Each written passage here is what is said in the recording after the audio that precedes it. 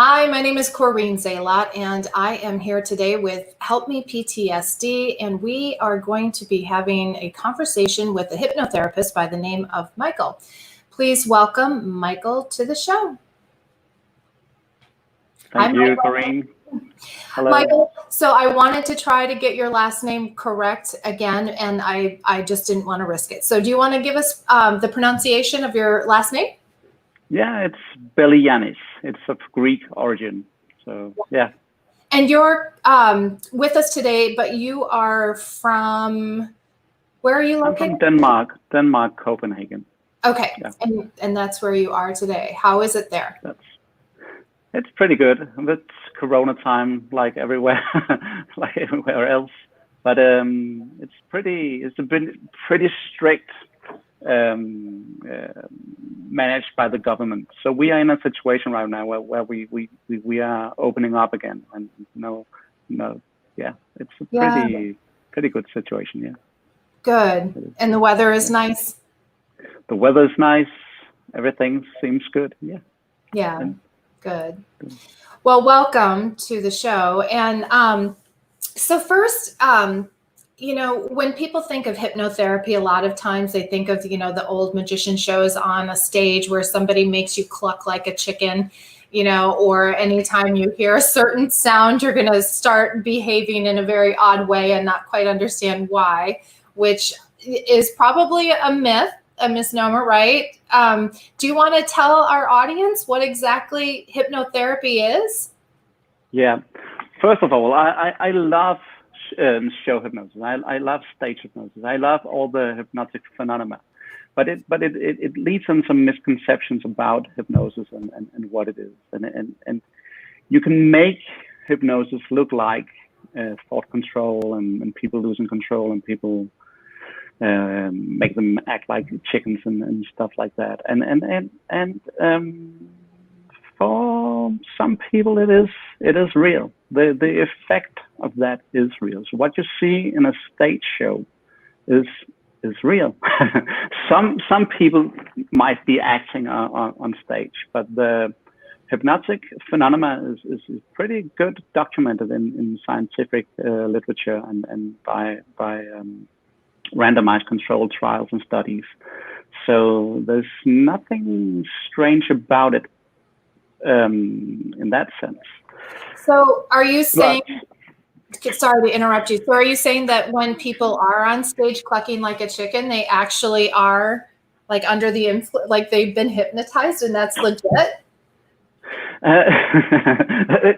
It's a matter of perception. If you stop them in the acting like the chicken part, if you go up on stage and grab hold of them and say, hello, are you really a chicken? Some of them will say yes. And if you ask them, are you really hypnotized? They will probably answer, no, they are not. It's just the feeling that acting this out gets so strong in them, so that they do it. And not everyone can go on stage and be commanded to act like a chicken, but for about 10% of people can, and for the rest of us, we can get some of the experience to less or more degree. Yeah. So do you think is that because some people are more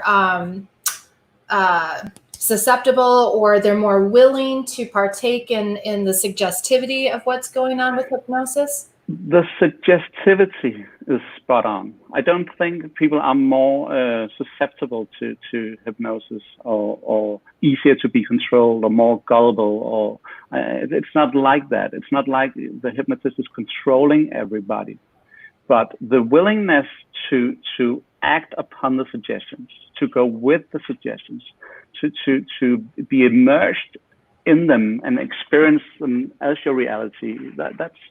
That's what hypnosis is. So hypnosis, in my point of view, is strictly suggestion based.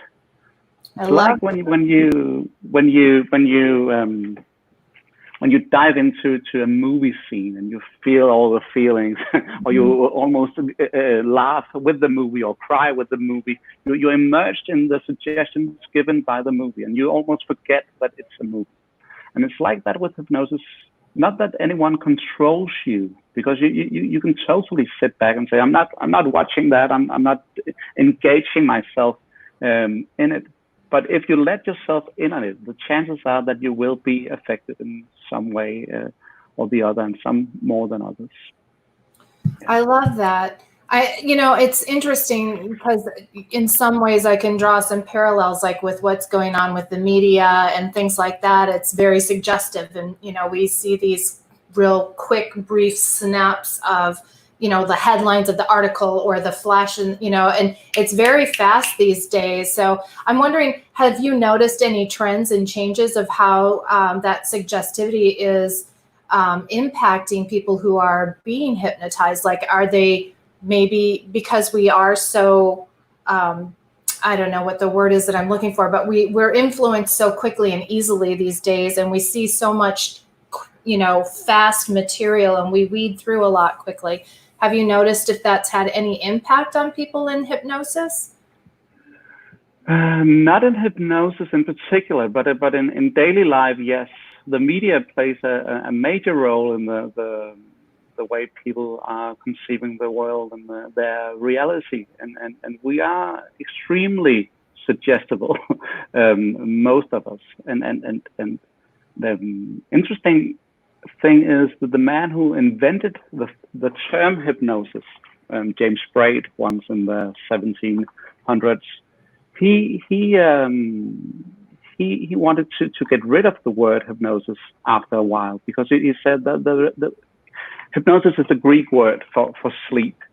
And pretty quickly he discovered that it is not sleep, it is not trance. He actually said it directly in his books, that it's not trance. And he wanted to change the word to monoideism, monoideism. That when you concentrate on a particular idea intensely for long enough time, it affects you. And that's what mass media does, in a sense. It makes people go in a certain direction and focus on ideas in a prolonged amount of time, and it affects how we act and how we perceive our reality. So, yeah, I don't know if I would call it hypnosis, but I would call it's suggestibility. I differentiate between the term hypnosis and suggestibility, in that hypnosis is the process of doing it willingly, that you are engaging in it, and the other stuff is just suggestibility from your environment and the context that you live in, or where you are. I love that. Thank you. So, so I understand that you're offering your services as a hypnotherapist, and I'm sure that at this point in time, it's got to be you've got to have people banging down your doors, hopefully, because this is a time that is unprecedented in the world. And I would imagine that your services would be highly resourceful and useful in dealing with a lot of what's going on today. It seems like we're kind of in this collective traumatic moment in the world, with lots of people dying and dealing with the financial crisis and job losses and things like that, and the shutdown and the open up. And so in dealing with trauma, how do your services help people process life and what's going on in trauma? What hypnosis does is it's tremendously good at making people see through the nature of their thoughts and their thinking, and it can make, when people are in hypnosis, they make pretty lively imagery, and their feelings seem to get more intense than if you just ask people to imagine certain things. So you can use that, you can flip it around and let people notice what they are doing. The same way that you can make them notice if they act on negative thinking and negative thoughts, and what anxiety is and what trauma is. It's reliving the thing that caused you harm in the past, and you can pretty easily make people see through that. I'm much inspired by a guy, Norwegian American guy called Jørgen Rasmussen, who has his psychological illusion model, and to explain what it is, I'll give you an example. So if you come in a room, or you come home late at night, and you know you are completely alone in your house, and you open the door, and you sense that there's someone in the apartment. You see someone in the corner of your eye, and you start to get all these emotions. There's someone in my apartment, or someone in my house, and then you really look and see that it's just a coat, or it's just a hanger or something, and that feeling of anxiety, or that feeling of tension just disappears. Not because you have learned how to breathe, or how to relax, or how to manage your thinking, just because you know it's a thought. And if you're so scared that you run into the bathroom and slam the door shut, and you sit out there in the bathroom, the man is still there, even though he's not real outside the door. With your thinking, you construct a man in your house, and you can sit there and ruminate about it until you really examine it. So the way that people with trauma and these reliving memories, is really to discover what it really is made of, and to be willing to experiment with that image or that thought, that can pretty much make it evaporate. Yeah, it sounds like you're talking about the fight or flight response that gets triggered, and then eventually either that watchtower part of our brain, the prefrontal cortex, kind of comes online and then starts to re-examine, like, what is that really out there? Either, we might get stuck in the fight or flight or freeze, or we might shift into, actually examining, what did I really see? And is that, so you've got to get that left prefrontal cortex online to. Exactly. Yeah. Exactly. So in a sense, all in our perception of the world consists of things we hear, things we see, images, and a combined sensory experience of that. And when these things combine, it feels pretty robust. It feels like you are reliving the past. It feels like you're enacting on it, because you this trick of the mind. It feels so real. It feels so intense. But if you divide the things and see the words as words, see the feelings as feelings, and see the images as just images, it starts to pull apart. But when you suffer from trauma or PTSD, it is the amygdala firing up and make you remember these things, and to make the amygdala discover what it's really there, instead of what it perceived to be there. Still, it's a part of the trick. Is there like something somebody could do to, if they're feeling themselves triggered? Like, I generally recommend people just pause and breathe, just to kind of get present and grounded. I mean, obviously, if it's a snake about to bite you, you don't have time for that. You do have to respond. But because, what would you recommend for people who are being triggered, and so that they can have that moment that you're kind of either stuck in the phase of reflecting on, like, what is it that I'm seeing and what's really happening here, versus rumination, where you're stuck in replaying it over and over and over again. That's what I'm hearing from you. Is there something that you can recommend to people to have that moment where they can pause and reflect so that they can actually be present and grounded in the moment and make the distinction for, is this a real threat or is this a perceived threat? Yeah, there are things to do, and as you say, breathing can be one of them. Should you just stop and breathe and notice there's no real threat there other than my thinking right now in this moment, and relaxation, progressive relaxation can do the same thing. But the number one thing I think is the acceptance that it doesn't feel really good right now, but the willingness to explore it is the number one thing. So to know that none of this imagery, none of these thoughts, none of these feelings can really hurt me. No one has died from anxiety or reliving trauma in and of itself. So the acceptance of this will go away in a moment, and so my job is to explore it, and just relax and breathe, and not expect that the breathing will do anything, not expect that the relaxation in and of itself will do it, but it seems to take the top of it. But the acceptance that will be better in a little moment, and my job is to explore what is really there, in a non-judgmental way. That seems to. Good.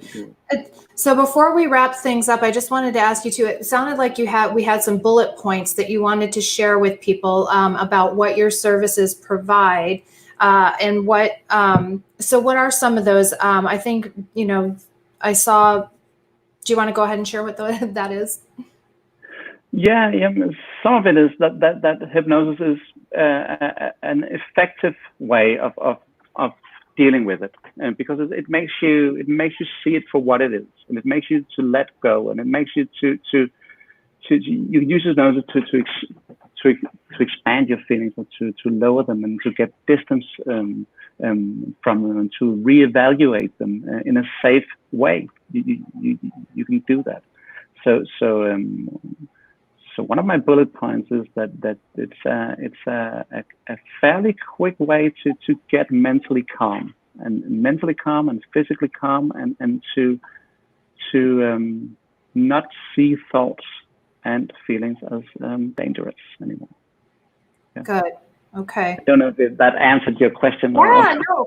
And some of the bullet points, we're posting them right now. So mentally calm, physically calm, things like that. Because we want people to be able to, just have some quick access to some tips and how things can help them. So are you doing virtual? Are you doing hypnotherapy sessions online with people? Yeah, I'm doing online session, and it works very good. To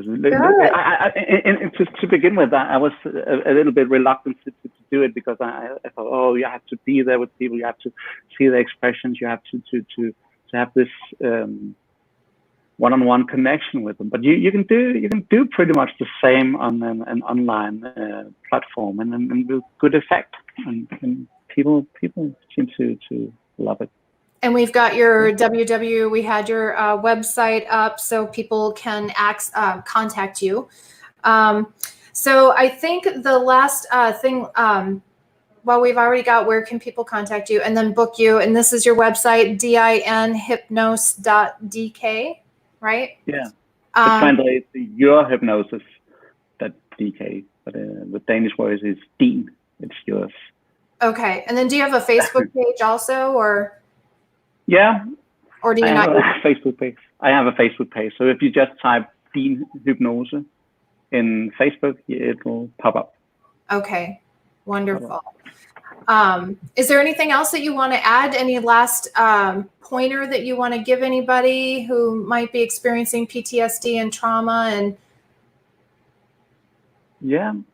There's one thing I think is important to this, because a lot of PTSD sufferers has rumination and in a sense, the thoughts seems dangerous, but imagine this: if you ask someone who is like a simple phobia, as a fear of flying or something like that, you ask people with that phobia, what are they experiencing? What are they imagining? They say, oh, if the motor will explode, or if the landing gear breaks, or if I'll never see my children again, and it makes me anxious. And every time I hear a sound, I imagine there's something going wrong, and they suffer a lot. But if you ask people who are not suffering from fear of flying, and you ask them, have you ever had thoughts of not seeing your children, or the landing gear breaking, or being in this accident? They'll tell you, yes, I have. they seem to have exactly the same thought content, but they don't seem to react to it as much. So it's a valid point that it's a value in the point that thoughts aren't in and of themselves dangerous in any way. So we can be free to have any thought. We can be free to imagine anything and still feel nothing, still feel mentally calm in the body. And that's a relief, I think. Yeah. Yeah. I had a friend who used to tell me there are thought attacks, people that have thought attacks, and really learning to be with that and be present to, this is a thought, this is a perception, and I can breathe and I can ground and I can, do a reality check of, it sounds like. And when you make that discovery, there is really nothing. Like when you wake up after a dream, when you wake up and you're still in it. The minute you discover what you did, oh, it was just a dream. It goes away. So that's in a sense what hypnosis does. It makes you see it for what it is. That's the best explanation I can give. I love it. So one more time, we're going to show your website where people can contact you. And I just want to thank you so much for being on the show with us today at Help Me PTSD. Your services are going to be just so beneficial for anybody who utilizes them, and I highly recommend them. So thank you again. I hope everything goes well for you, and you stay healthy and happy. Yeah, and thank you for having me. And if anyone has any question at all, just contact me, and I'll be willing to send you stuff and debate things with you, or you can ask all the questions here that you might have. Yeah. Perfect. Thank you. Thank you. Have a great day. All right. Well, that concludes our show for today. Again, my name is Corrine Zalot, and I am the host for today with Help Me PTSD.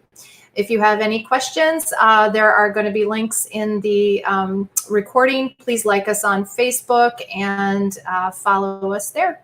Thank you so much. Take care.